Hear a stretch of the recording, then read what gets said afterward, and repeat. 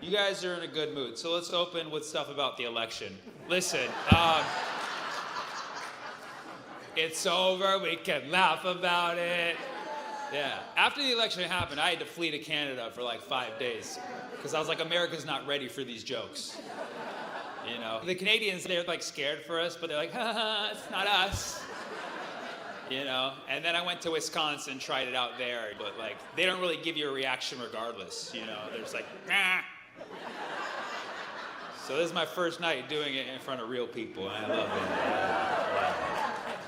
You know, I don't have a lot to say. I will just say, people were very upset with me after the election because I voted third party, and I put it out there.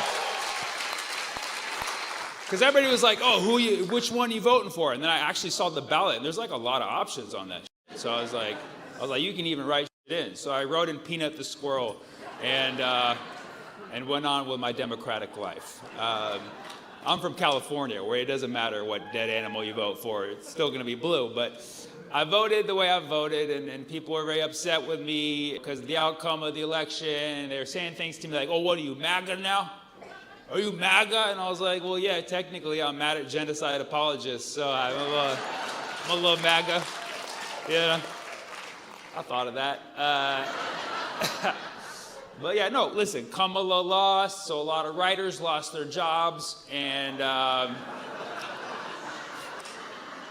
it hurts a lot of people, I get it. A lot of people want Kamala to win. And let me tell you, if it's about identity politics, let me tell you, I want a woman president, okay? I want a woman of color president, okay? I want a black, Indian, Jamaican, whatever she was on the day president. I want all those things. But can we get a different one? That's all I'm asking for. That's all I'm asking for. Yeah. Give us a top 5. We'll choose, you know, maybe someone not tied up with genocide. I'm asking for too much, huh? I'm asking for too much. I'm sorry. But I get where that feeling comes from. Like, you know, for instance, let's say in the next election, let's say DJ Khaled runs. Right? Right? My thoughts exactly, right? Listen, Arabs, you gotta admit, we're gonna have some conflicting emotions. Because we're gonna be like, fuck that guy, he doesn't represent us, right? You know, DJ Khaled, he hasn't spoken about Palestine at all in the last year. You look at his Instagram, he's disabled comments. Because all the comments were like, you fat f***, talk about Palestine, like that's what everybody... And now all of his videos are just him eating in front of his kids, and his kids don't even want his food. It's just, they're like, nah. And it's just, yeah, he's disgraced, you know? But you gotta admit, if he did run, party would be like, oh man, Palestinian in the White House, you know what I mean? Makaluba Tuesdays, you know, and it would be kind of cool to see someone, you know, not who looks like me, but who, you know, checks a certain box that I check being in the White House. There'd be something cool, but I would also just be like, can we get a different one, please? That's all I want. And then somebody already got mad at me for this comparison. Like, that's f***ed up, comparing Kamala to a shitty DJ. Kamala was a successful lawyer who won case after case. I'm like, yeah, another one. I'm just saying, give us 5 to choose from. We'll pick we the best, you know what I mean? But until then, show us another one, you know? Yeah, people are mad at me. People are mad at people who didn't vote for Democrats because they opposed the genocide. People want to blame the election on us. So we'll look at the electoral map. That's not what happened. People just like Trump in this country. I mean, if you look at the electoral map, it's a sea of red, and then New Mexico and Colorado for some reason in the middle. It is red. Like, you can literally draw a line from Florida all the way, you know, to Alaska, even through Canada, because they're red too. Just like through it, you know. But at least the Democrats finally saw a red line. So, all right. That's my last joke, pressing the buttons. I understand. Some people are hurting.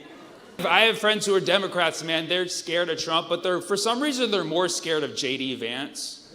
Which, like I get it, but like, if you look at him, he's just like a podcast bro in a suit. You know what I mean? Who just has a lot of like weird values. Like, he wants to give tax breaks to people who have kids. I'm like, that's kind of welfare, isn't it? He's done things with couches. We've heard a lot of things about JD Vance. But my Democrat friends are scared of him. And I'm like, oh, that's why Trump picked him as VP. That's his assassination insurance. He's like, you can try to kill me, but look who's down the line. Yeah, you don't want that? You want that? Ah, get down, you know? But yeah, it's a weird time. It's crazy how the mainstream media continues to bury itself with its bad coverage of things. Case in point, y'all see what happened in Amsterdam a few weeks ago? Yeah, okay, yeah, he's like, yeah, I was there. Yeah, so you either know what happened in Amsterdam or you read what the media said happened in Amsterdam. They're two very different things.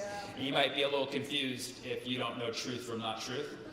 So I woke up a couple Fridays ago, which I hope you did as well, and I opened Instagram and I saw all these videos circulating of some things that had happened in Amsterdam over the course of a few days.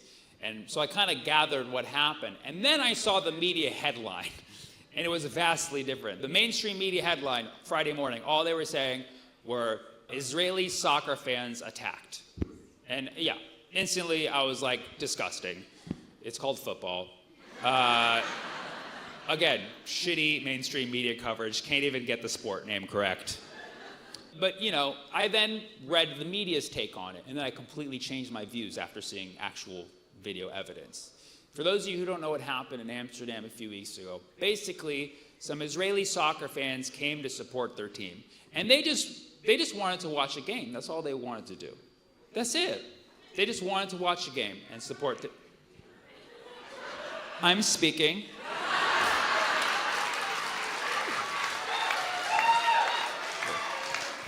Notice I can hear you guys talking. That was all. Yeah. I did it twice. I was like, I'm speaking. So the Israeli soccer fans, okay, they just wanted to watch a game. And yes, during the game, there was a moment of silence for the people who died in the floods in Spain. And yes, coincidentally, the whole Israeli section sneezed at the same time. It was a weird coincidence. It wasn't disrespect to Spain for not shipping them more weapons for their genocide. I promise you it wasn't that, okay? But you have to keep in mind, a lot of these Israeli soccer fans were either IDF or IDF reservists, and they were literally coming there just to take a break from defending themselves against children, and just like kicking back to watch the game. And yes, after the game, they marched through the streets and chant things that normal people chant, like the IDF will win and f*** the Arabs. Like, who doesn't say that at least 3 times a day, you know? They started chanting death to Arabs. Like, who doesn't wake up in the morning with a little death to Arabs on their mind? Yeah, sometimes my parents annoy me. I'm like, death to Arabs. Like, I get it. Trust me. Okay? And then, yes, they were walking around parts of town where there happened to be Palestinian flags. And yes, suddenly, accidentally, gravity reversed, and some of them accidentally went up a wall, scaled it, and ripped down the flag. And then they also started setting some fires, because who doesn't like setting fires in countries that you don't live in? This is a normal thing that people do. And okay, sure, they started targeting some cab and Uber drivers who they found out were pro-Palestine or Muslim or Arab, and they started fights with them. But all, you know, cab drivers, sometimes they get you places late, you know, and maybe some of these Uber drivers didn't have a perfect 5-star rating. So, you know, maybe some punishments were due, okay? So after all of these events, by the end of the day, naturally, the cab and Uber drivers came together and, for lack of a better phrase, they kicked their little asses. Okay, that's basically what happened. Okay, now I have to make it very clear. I don't endorse violence. I don't think violence belongs in sports, except hockey, of course. You know, or football, or basketball. Actually, you know, let's keep violence in sports. I like that. But I'm not going to be up here and say that, you know, any person deserves violence. But I do believe that this situation followed the classic parable of around and find out, okay? So that is what happened. You don't with cab and Uber drivers. Cab drivers don't work for anyone. Did you know that? They do not have a boss. They're not on a clock. They can leave work at any time, okay? And then Uber drivers is like, you're not going to up their rating, you know what I mean? They can just decline if you want to get a ride. So it was just like a bad mistake. But of course, the media does their job of making this much better. So the media does the right thing, obviously, and invokes Nazi terminology, because like that's what was missing from this equation. They start calling it a pogrom, which if you know what a pogrom is, that's state-sponsored targeting an ethnic group. So yeah, I didn't know that cab drivers and Uber drivers now work for the state. but apparently, according to that logic, they do. I heard people saying things like, oh, Jews are no longer safe in Amsterdam, just like in the time of the Nazis. But let me get this straight. You're telling me that military-aged men came to a country that wasn't theirs, marching down the streets, chanting death to a subgroup, and then vandalizing property and targeting people. I believe they are the Nazis in this case. I'm sorry. You're not great at analogies.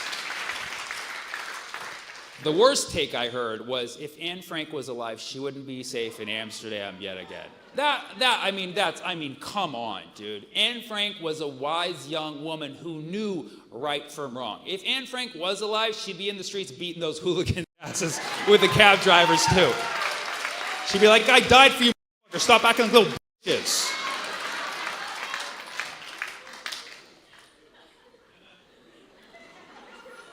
But it's like, listen, again, like if you want to say like, okay, these cab Uber drivers, they shouldn't have resorted to violence, that's fine. But media, do your job, dude. Cover the story right.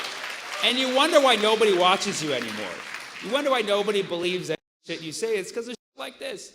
But also just like the double standard. I mean, can you imagine if a group of Muslims came to America, started marching down the street, yelling, death to vegans,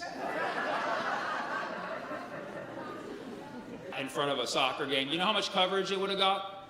None, because we don't give a fuck about soccer. You know what I'm saying? So, wouldn't even made the news. But anyways, the moral of the story is, if you want to have a safe soccer experience, don't invite the Israeli team to your city. That's probably what we learn, if anything. Congratulations, you played yourself.